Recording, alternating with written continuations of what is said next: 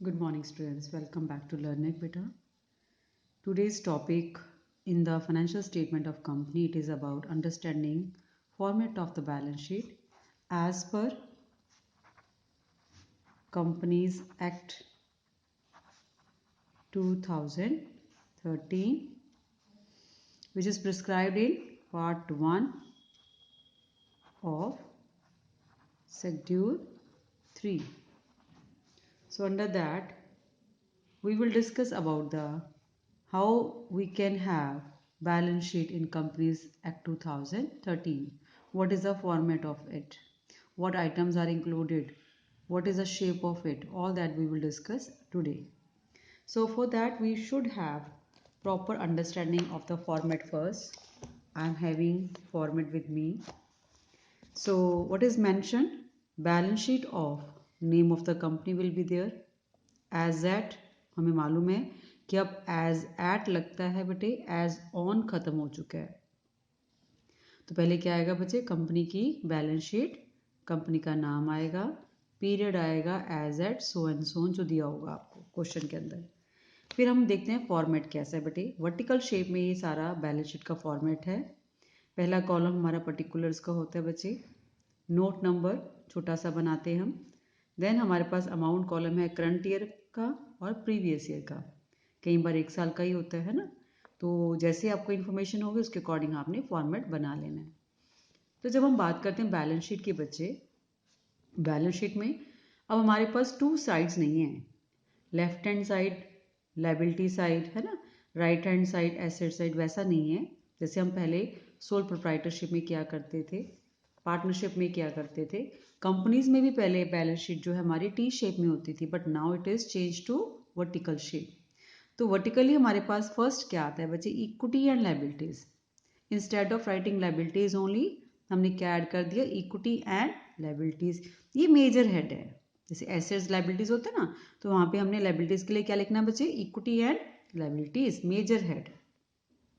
उसके नीचे तीन सब हेड्स हैं बेटे, ठीक है। तीन सब हेड्स क्या हैं? ये अपने आप में मेजर हैं क्योंकि इनके अंडर भी सब हेडिंग्स हैं। पहला हेड आता है बेटे शेयर होल्डर्स फंड, है ना। उसमें सब हेडिंग शेयर कैपिटल आती है, रिजर्व्स एंड सरप्लस आता है। ये ओनर्स फंड है ना, शेयर होल्डर्स फंड क्या है? ये ओन्ड फंड्स हैं,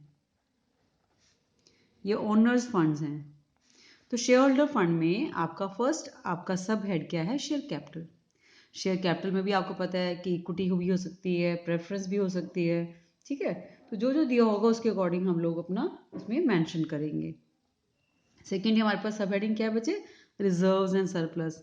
जितने भी रिजर्व्स हैं, है ना, किसी भी नाम से हो, चाहे वो जर्नल रिजर्व है, चाहे वो कैपिटल रिडम्पशन रिजर्व है, चाहे वो डिविडेंड इक्वलाइजेशन रिजर्व है, कुछ भी दिया हुआ है, all those reserves will be part of it. Surplus जो है, surplus of statement of P and L, जो अभी हमने statement of P and L बनाया सीखा, उसमें जो भी आएगा सरप्लस आएगा, प्रॉफिट या लॉस जिसको हम बोलते हैं, so that will be put over here. अगर आपका बैलेंस क्रेडिट है तो वो प्लस हो जाएगा, अगर आपका बैलेंस डेबिट है इसका मतलब वो क्या हो जाएगा बच्चे? यहाँ पे माइनस हो जाएगा। दैट मीन्स अगर लॉसेज आ रहे हैं तो वो माइनस, अगर आपका रिजल्ट पॉजिटिव आ रहा है तो वो बेटे यहाँ पे प्लस हो जाना है। Clear? Now next we have non current liabilities. तो नॉन करंट लायबिलिटीज में बच्चे देखिए आप, लॉन्ग टर्म बोरिंग्स हैं, लॉन्ग टर्म प्रोविजंस हैं।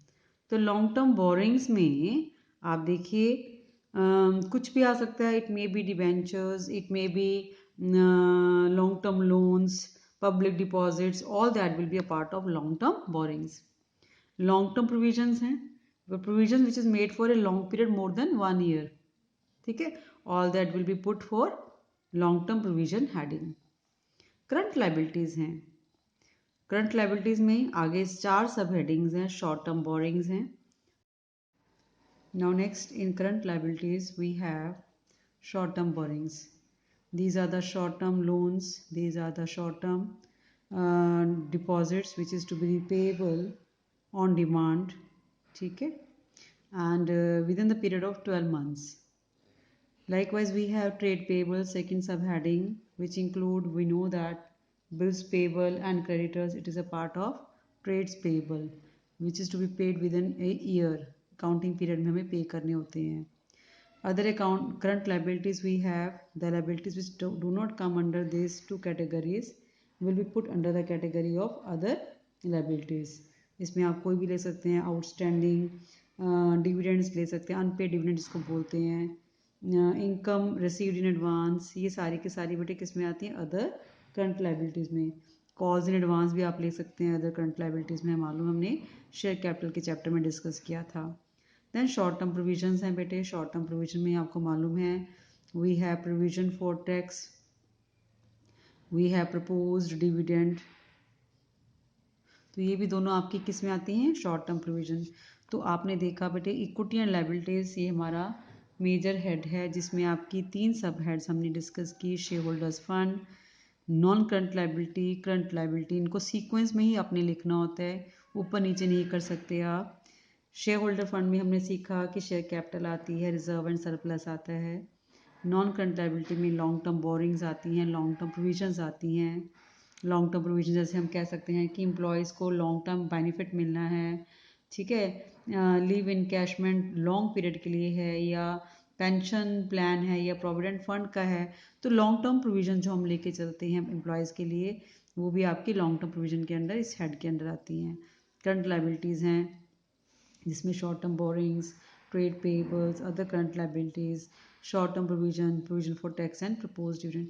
तो ये एज सच ही face of the balance sheet में आपको शो करनी है. इसके अंडर क्या क्या आता है वो नोट्स टू अकाउंट्स में शो करना है, यहाँ पे आपने इंडिविजुअली नहीं शो करना.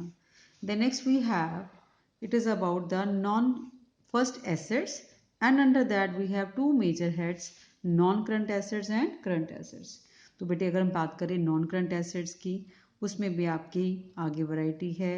फिक्स एसेट्स हैं, नॉन करंट इन्वेस्टमेंट्स हैं, long term loans and advances हैं.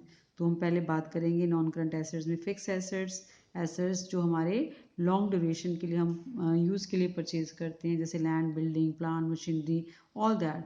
तो इसमें भी आप टेंजिबल एसेट्स और इनटेंजिबल एसेट्स को डिवाइड कर सकते हैं. Tangible which can be touch and seen, जैसे मैंने प्लांट एंड मशीनरी का एग्जाम्पल दिया, फर्नीचर का एग्जाम्पल दिया.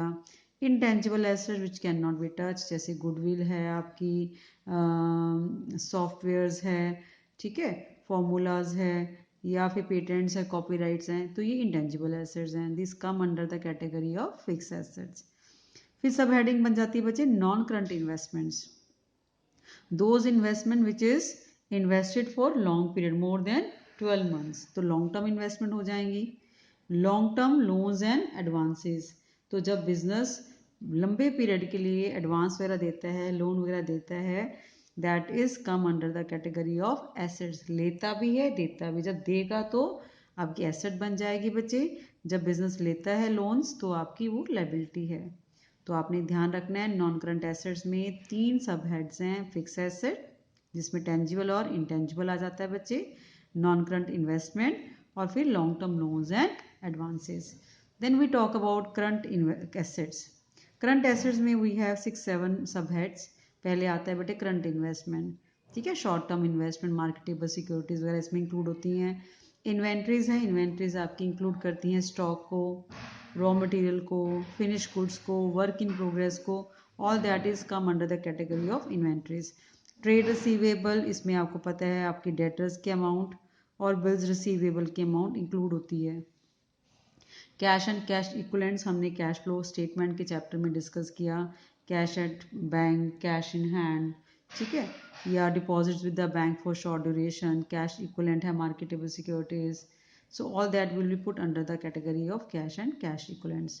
Short term loans and advances, जैसे हमने long term loan and advances की बात की, अगर वो पीरियड ऑफ 12 मंथ्स के लिए है, विद इन 12 मंथ्स आप इन्वेस्ट करते हैं, उतने पीरियड के लिए करते हैं, तो वो आपका long short term loans and advances में आ जाता है. अदर करंट एसेट्स, ठीक है, प्रीपेड एक्सपेंसेस है, जो आपकी एसेट्स ऊपर नहीं आई, जो आपकी एसेट्स रह गई, all that will be put under the other current assets. जैसे मैंने आपको एग्जांपल दिया प्रीपेड एक्सपेंसेस का, कोई एडवांस टैक्स आ गया, कोई आउटस्टैंडिंग एक्रूड इनकम आ जाती है, all that will be put under the category of other current assets. तो हमारे पास total of liabilities, equity and liabilities total of assets आ जाएगा। आपको जब पेपर में क्वेश्चन आएगा वो क्या आएगा बेटा कि some items will be given to you, आपको उसमें मेजर हेड और सब हेड्स में डालना है। ठीक है, तो हमने ये मेजर हेड्स तो देख ही लिए, आगे क्या क्या उसमें सब हेड्स हैं वो भी हमने देख लिए। तो अगर आपको ये याद रहेगा अंडरस्टैंडिंग के साथ कि कौन सा मेजर हेड थे, कितने कितने थे, 3 आपकी लायबिलिटीज़ में है, 2 आपके एसेट साइड हैं। ठीक है, तो इस तरीके से आप लोगों को इजीली याद रहेगा कि कौन कौन से हेड्स में हमने क्या क्या डालना है। नाउ नेक्स्ट वी हैव बच्चे, I feel you should have understanding of this topic also, which is included in your syllabus, that is understanding of operating cycle. Operating cycle अगर हम बात करें इसके डेफिनेशन की, it is a cycle, it is a time between the acquiring of assets, an operating cycle is the time between the acquisition of assets for processing. हम कोई भी asset खरीदते हैं, एक्वायर करते हैं उसको प्रोसेसिंग के लिए, उसके यूज़ के लिए, and their realization in cash और कैश इक्विवेलेंट। कहते जो भी हमने चीज़ खरीदी, एसेट खरीदा, एक्वायर किया और उसको प्रोसेसिंग में लेके आए, उसको कन्वर्ट किया, रियलाइज किया जब तक कैश में, तो जितना भी टाइम पीरियड लगा वो सारा नॉर्मल जो ऑपरेटिंग साइकिल है वो क्या कहलाएगा, ऑपरेटिंग साइकिल। तो अगर कुछ ना दिया हो हमें, तो हमें 12 महीने का जो टाइम पीरियड है वो क्या है, हमारा ऑपरेटिंग साइकिल। अदरवाइज हमारे पास नेचर ऑफ बिजनेस के ऊपर डिपेंड करता है। अगर बिजनेस हमारा ट्रेडिंग नेचर का है तो ऑपरेटिंग साइकिल जैसे उन्होंने बताया कि पहले हमारे पास क्या होती है बच्चे, कैश होती है। कैश से हम क्या परचेज करते हैं, इन्वेंट्री, फिनिश गुड्स की।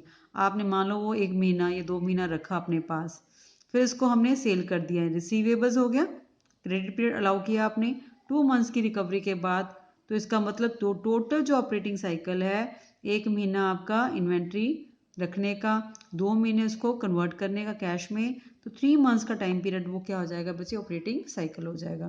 That means conversion from acquiring of an asset to conversion into cash is called as operating cycle.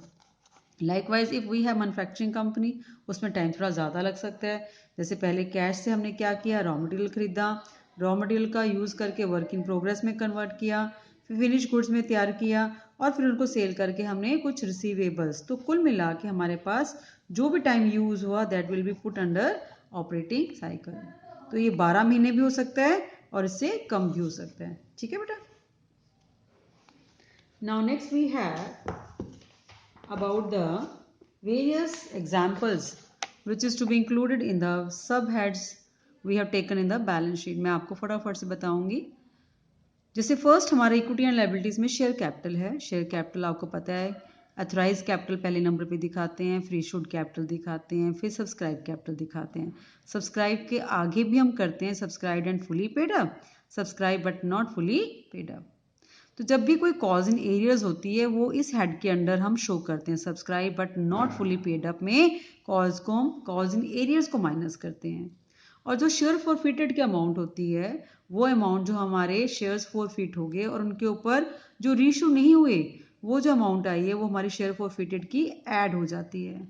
तो अगर बाई चांस आपको आइटम आ जाती है share forfeited account where it is to be shown in the major hand and sub head, तो आप लिखेंगे major hand equity and liabilities and it will be added to share capital under subscribe but not fully paid up. ठीक है बेटे, तो this is about share capital. Likewise we have reserve and surplus. reserve and surplus जितने भी reserves हैं वो सारे के सारे आपके reserve and surplus में आते हैं। जैसे capital reserve है, general reserve है, CRR है, security premium reserve है, debenture redemption reserve, there are so many options. ठीक है, सरप्लस में surplus of balance in statement of P and L. अगर आपका पॉजिटिव है तो विदाउट ब्रैकेट, अगर नेगेटिव है तो ब्रैकेट के अंदर। Then we have money received against share warrant. ये आपका अकाउंटिंग ट्रीटमेंट कोई नहीं है इसका बेटे, सिर्फ फॉर्मेट के अंडर हम सी हेडिंग में लिख लेते हैं। ए हम शेयर कैपिटल, बी हम रिजर्व एंड सरप्लस और सी क्या देते हैं, money received against share warrant. तो इसकी कोई अकाउंटिंग ट्रीटमेंट नहीं है, तो आपको जस्ट वैसे ही पता होना चाहिए कि ये सी नंबर पे आता है। देन मेजर जो हेड है आपका share application money pending allotment. हमने नॉन करंट लायबिलिटी देखा ना, उससे पहले हमारे पास क्या आता है बेटे, share application money pending allotment.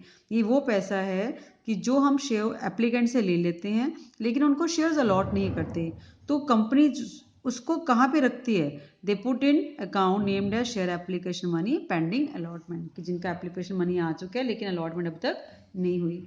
Then non current liabilities है बेटे, उसमें आपको लॉन्ग टर्म बोरिंग्स है, डिवेंचर्स, बॉन्ड्स, पब्लिक डिपॉजिट सारे इसमें आ जाते हैं जो 12 महीने के बाद रीपे होने हैं। Defer tax liability, other long term liability, defer tax liability का भी आपको कोई कैलकुलेशन वगैरह कोई इवैल्यूएशन नहीं आएगी। अदर लॉन्ग टर्म लाइबिलिटीज, इसके लिए भी कोई आपकी इवैल्यूएशन नहीं है, सिर्फ आपको हेडिंग्स दिखाने हैं। लॉन्ग टर्म प्रोविजंस, मैंने बताया कि all those provision which is related and whose claim is settle beyond 12 months, वो सारी की सारी आपकी लॉन्ग टर्म प्रोविजंस में आती हैं। जैसे इंप्लॉयज बेनिफिट एक्सपेंस है, long term provision, provision for warranties है, प्रोविडेंट फंड है, all that will be put under the category of long term provision. Then we have current liabilities, short term borrowings हमने कहा, loans repayable on demand, short term loans हैं 12 महीने के अंदर अंदर पे करने होते हैं, that trade payable, creditors और bills payable include होते हैं। other current liabilities में हमारे पास बच्चे आ जाता है income received in advance, unpaid dividend, calls in advance, ये सारे इसका पार्ट हैं। शॉर्ट टर्म प्रोविजन में provision for tax and propose dividend, ये याद रखने वाली चीज़ें आप लोगों ने याद रखनी है, ठीक है, इसमें कोई रट्टा नहीं है, सिर्फ मेमोरी में इसको बिठा लो अपने। Then we have non current assets, fix assets, tangible land, building, plant, machinery, furniture, vehicle, सारे ये आपके टेंजिबल फिक्स एसेट्स हैं। Intangible assets, goodwill, brands, trademark, computer software, ठीक है, ये सारे आपने mining rights, copy rights, all that.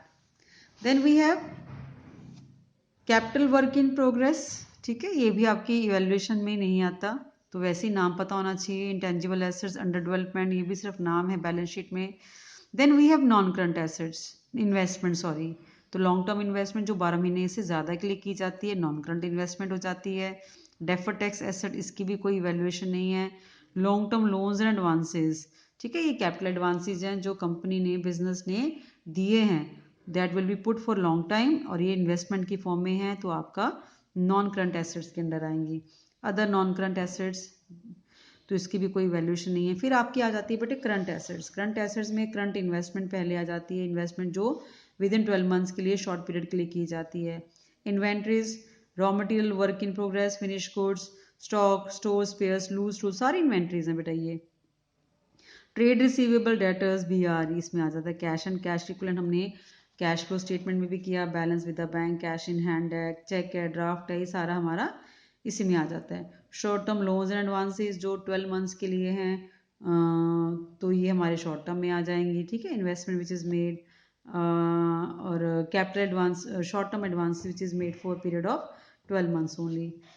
Then other current assets, जैसे हमने कहा कि प्रीपेड एक्सपेंसेस हो गए बेटे, आउटस्टैंडिंग या एक्रूड इनकम होगी, या फिर आपका एडवांस टैक्स हो गए, ये आपके इसमें आ जाएंगे, ठीक है। So this is all about the various items we have discuss, and please go through the balance sheet format and income statement format yourself and try to solve the various questions. Thank you. Have a nice day.